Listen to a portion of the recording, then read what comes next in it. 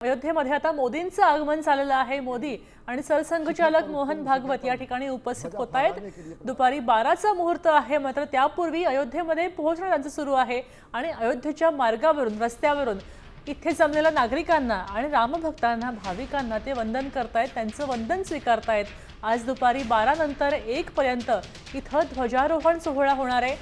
191 फुटांचा सगळ्यात उंच दंड या ध्वजाचा असणार आहे आणि यावेळी मोदी या ठिकाणी उपस्थित राहत आहेत आणि आपल्या मंगल उपस्थितीमध्ये मोहन भागवत सुद्धा या ठिकाणी असणार आहेत आणि दोघे मिळून खरतर हा ध्वजारोहण सोहळा संपन्न करतायत। राम मंदिराच्या रामलल्लाच्या मूर्तीची प्रतिष्ठापना गेल्या वर्षीच झाली होती, मात्र मंदिराचं बांधकाम आज पूर्ण झालंय आणि त्या निमित्तानं हा ध्वजारोहण समारोह होतोय।